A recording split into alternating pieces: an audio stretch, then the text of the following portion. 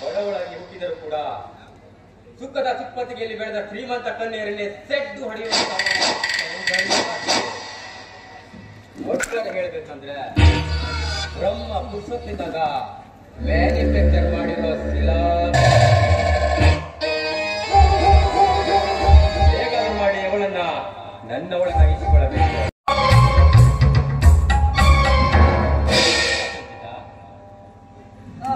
ನಾ ಹೋಗ್ಬೇಕು, ನಾನು ಸ್ವಲ್ಪ ದಾರಿ ಬೇಡಿ.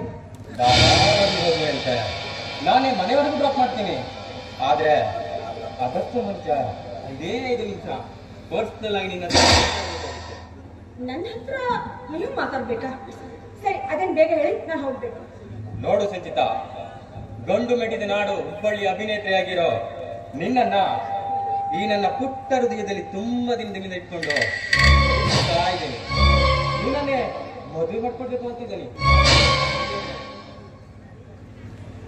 ಇದು ಮಾತ್ರ ಯಾವ ಕಾಲಕ್ಕೂ ಸಾಧ್ಯ ಇಲ್ಲ. ಬೇಜಾರಾಗ್ಬೇಡಿ. ನೋಡಿ, ನಾನು ಈ ಊರಿನಲ್ಲಿ ಒಂದು ಒಳ್ಳೆ ಹುಡುಗನನ್ನ ಪ್ರೀತಿಸ್ತಾ ಇದ್ದೀನಿ, ಅವನ ಪೂಜಿಸ್ತಾ ಇದ್ದೀನಿ ಕೂಡ. ಸೊ ನನ್ನ ದೇಹ ಮನಸ್ಸು ನನ್ನ ಪವಿತ್ರ ಪ್ರೀತಿ ಎಲ್ಲವೂ ಕೂಡ ಅವನಿಗೆ ಮಾತ್ರ ಮೀಸಲು ಹೊರತು ನಿಮಗೆ ಮಾತ್ರ ಸಾಧ್ಯವಿಲ್ಲ. ಸಾಧ್ಯವಿಲ್ಲ ಸಾಧ್ಯವಿಲ್ಲ ಅನ್ನೋ ಮಾತು ಈ ಭೂಮಿ ಮೇಲೆ ಯಾವತ್ತೂ ಇಲ್ಲ.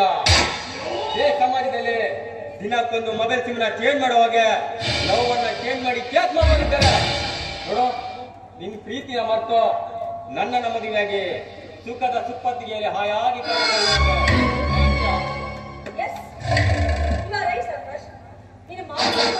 ಅರ್ಥ ಇದೆ ಅಂತ ನನಗೆ ಇವಾಗಲೇ ಅರ್ಥ ಆಗಿದ್ದು.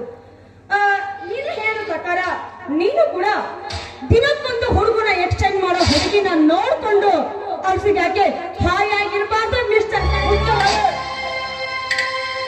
ಹಳಸಿದನ್ನ ತಿನ್ನೋ ನಿನಗೆ ಎಷ್ಟು ಕೊಬ್ಬಿರ್ಬೇಕಾದ್ರೆ ಬೆಳ್ಳಿ ತಟ್ಟೆಯಲ್ಲಿ ಚಿನ್ನ ಸ್ಪೂನ್ ಹಿಡಿದು ನಷ್ಟನ ಪೋಷಣ ಮಾಡೋ ನನಗೆ ಎಷ್ಟು ಬೇಡ.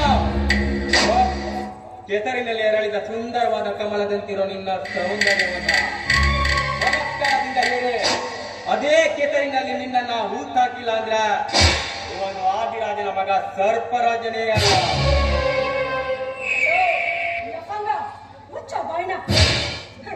ನೀ ಹೇಳ ಹಾಗೆ ಅಂತ ಹುಡುಗಿ ನಾನಲ್ಲ ಕಣ.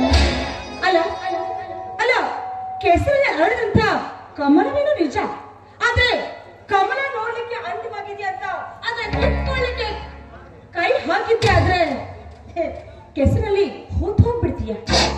ಯಾಕಂದ್ರೆ ಆಳ ಎಷ್ಟಿದೆ ಅಂತ ಆ ಕೆಸರಿನ ಕಮಲಕ್ಕೆ ಗೊತ್ತು ವಿನಃ ನಿನ್ನಂಥ ಕಮಂಗಿನಲ್ಲ. ಹೌದು ಕಣೆ, ನಾನ್ ಕಮಂಗಿನೇ. ಏ ಕಮಂಗಿ, ನಿನ್ನ ಕನ್ಯಾಸನೆಯನ್ನ ಹೇಗೆ ಬೆಳೆಸ್ತಾರೆ ಅಂತ ನೋಡ್ತೀನಿ. ನಿನ್ನ ದೇಹ ಸೌಂದರ್ಯ ಅನುಭವಿಸಿ ಯಾವ ಗಂಡಸು ನಿನ್ನ ಮುಟ್ಟದಂತೆ ಮಾಡ್ತೀನಿ.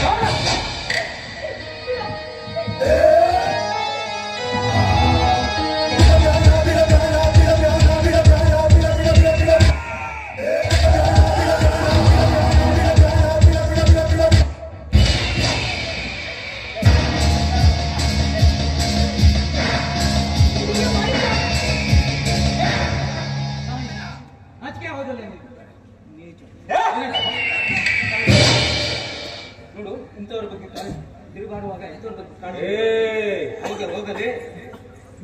ಇವತ್ತು ನೀನು ನನ್ನಿಂದ ಬಚಾವಾಗಿರ್ಬೋದು, ಆದ್ರ ಮತ್ತೆ ಬರ್ತೀನಿ ನಿನ್ನಮ್ಮ ಸರ್ವನಾಶ ಮಾಡಲು.